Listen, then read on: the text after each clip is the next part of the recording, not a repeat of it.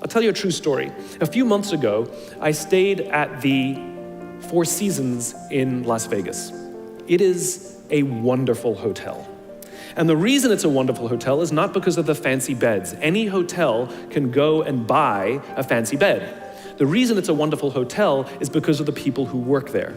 If you walk past somebody at the Four Seasons and they say hello to you, you get the feeling that they actually wanted to say hello to you. It's not that somebody told them that you have to say hello to all the customers, say hello to all the guests, right? You actually feel that they care.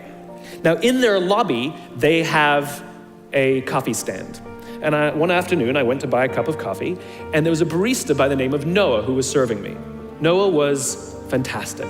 He was friendly and fun, and he was engaging with me, and I had so much fun buying a cup of coffee, I actually think I gave 100% tip, right? He was wonderful. So as is my nature, I asked Noah, do you like your job? And without skipping a beat, Noah says, I love my job. And so I followed up. I said, what is it that the Four Seasons is doing that would make you say to me, I love my job? And without skipping a beat, Noah said, throughout the day, managers will walk past me and ask me how I'm doing, if there's anything that I need to do my job better. He said, not just my manager, any manager. And then he said something magical. He says, I also work at Caesar's Palace. And at Caesar's Palace, the managers are trying to make sure we're doing everything right. They catch us when we do things wrong.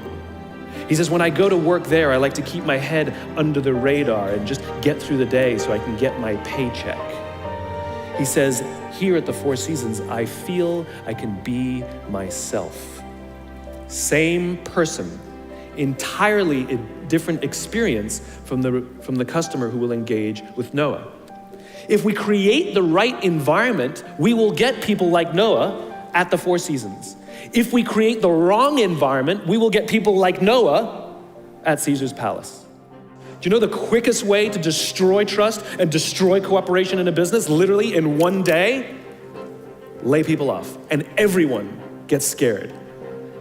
And forget about the people who lost their job. Think about the people who kept their jobs. Because every single decision a company makes is a piece of communication. And the company has just communicated to everybody else, this is not a meritocracy. We don't care how hard you work or how long you've worked here. If we miss our numbers and you happen to fall on the wrong side of the spreadsheet, I'm sorry, we cannot guarantee employment. In other words, we come to work every day afraid. And we're asking our youngest generation to work in environments where how would any of us ever stand up and admit, I made a mistake? We're constantly being told, you have to be vulnerable. Leaders are vulnerable. What does that even mean? It doesn't mean you walk around crying, I'm vulnerable, right? No, what vulnerability means is you create an environment in which someone feels safe enough to raise their hand and said, I don't know what I'm doing. You've given me a job and I haven't been trained to do it. I need help. I made a mistake. I screwed something up. I'm scared. I'm worried. All of these things no one would ever admit inside a company because it puts a target on your head in case there's another round. And so we keep it to ourselves. And how can a company ever do well if nobody's ever willing to admit they made a mistake, that's scared, or they don't know what they're doing? And so we've literally created cultures in which every single day everybody comes to work and lies, hides, and fakes. And we're asking our youngest generation to work and succeed and find themselves and build their confidence and overcome their addiction to technology and build strong relationships at work. We're asking them to do this, and these are the environments we've created. We keep saying to them, you're the future leaders. We're the leaders now. We're in control. What are we doing? This is what empathy means. It means if there's an entire generation struggling, maybe it's not them. It's like, you know, the only thing that the common factor in all my failed relationships? Me. Same thing.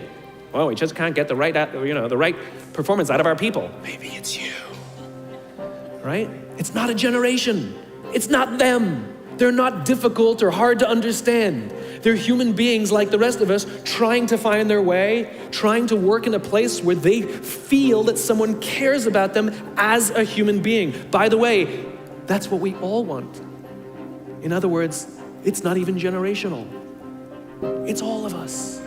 This is the practice of empathy, that if we're struggling to communicate to someone, if we're struggling to help someone be at their natural best, I'm tired of people saying to me, how do I get the best out of my people? Really, that's what you want? They're like a towel, you just wring them. How can I get the most out of them?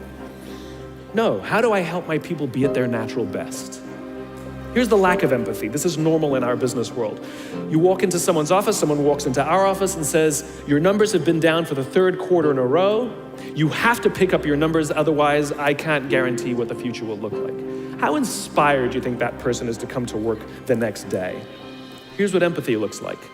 You walk into someone's office, someone walks into your office and says, your numbers are down for the third quarter in a row. Are you okay? I'm worried about you. What's going on? We all have performance issues. Maybe someone's kid is sick. Maybe they're having problems in their marriage. Maybe one of their parents is dying. We don't know what's going on in their lives. And of course it will affect performance at work. Empathy is being concerned about the human being, not just their output. We have to start by practicing empathy and relate to what they may be going through, and it will profoundly change the decisions we make. It will profoundly change the way we see the world.